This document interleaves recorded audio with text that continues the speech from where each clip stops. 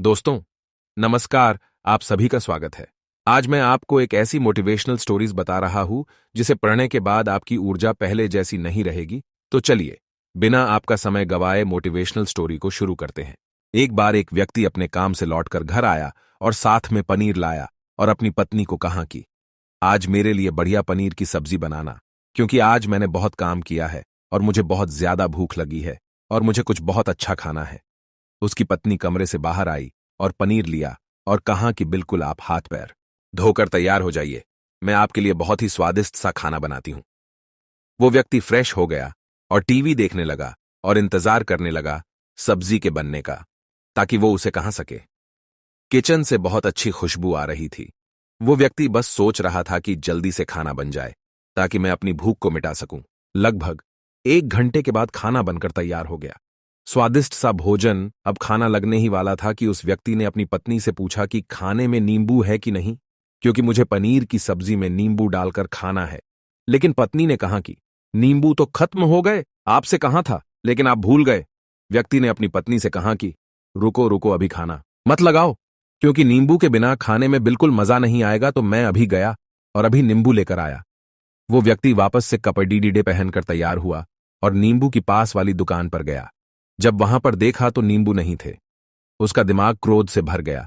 उसने सोचा कि यार, उसके पास नींबू नहीं है, चलो थोड़ी आगे वाली दुकान पर जाता हूं, शायद वहां नींबू मिल जाए। वो थोड़ा और आगे गया, लेकिन वहां पर भी नींबू नहीं मिले।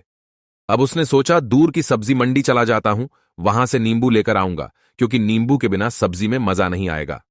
करीबन आधे घंटे के बाद वो करीब के सब्जी मंडी में पहुंचा। वहां पर उसे नींबू मिल गया और वो बहुत खुश हुआ कि चलो, नींबू मिल गया और अब मैं घर में जाऊंगा और सब्जी में नींबू डालकर अच्छे से सब्जी खाऊंगा। अब वह खुशी खुशी नींबू लेकर घर आया और अपनी पत्नी से कहा कि जल्दी से सब्जी गरम कर दो, रोटी गरम कर दो और नींबू काट, ताकि मैं अच्छे से खाना खा सकूं। अब थाली लगाई गई, सब्जी परोसी गई और नींबू रखी गई। उसकी पत्नी सामने ही बैठी थी और वो व्यक्ति थोड़ी देर के लिए कुछ सोच में पड़ी डीज गया। उसके बाद उसने नींबू की प्लेट उठाई और दरवाजे से बाहर की ओर फेंक दी और जोर जोर से चिल्लाने लगा, मैं जीत गया, मैं जीत गया। पत्नी ये देखकर घबरा गई कि कहीं ये पागल तो नहीं हो गए, इन्होंने सारे के सारे नींबू दरवाजे से बाहर की ओर क्यों फेंक दिया। उस पत्नी ने उस व्यक्ति पर चिल्लाया और कहा कि आप पागल हो गए हैं। अभी तो इतनी देर तक नींबू के बारे में पूछ रहे थे, और अभी जब नींबू घर पर ले आए और खाने बैठ गए तो आपने इन नींबुओं को दरवाजे से बाहर फेंक दिया और अब चिल्ला रहे हो कि मैं जीत गया, मैं जीत गया।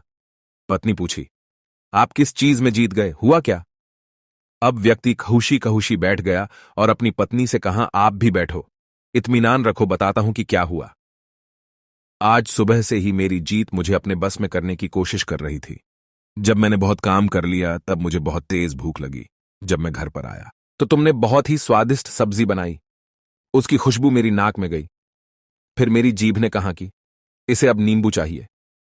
मैं पास वाली दुकान पर गया, लेकिन वहां नींबू नहीं मिले। थोड़ी और दूर गया, वहां पर भी नहीं मिले, तो मुझे उसने और दूर लेकर गई। मैं उसके वश में आ गया। और यदि आपने अपनी इंद्रियों पर विजय प्राप्त नहीं किया तो आप भी नींबू की खोज में सिर्फ भटकते ही रहेंगे और हमेशा परेशान रहेंगे।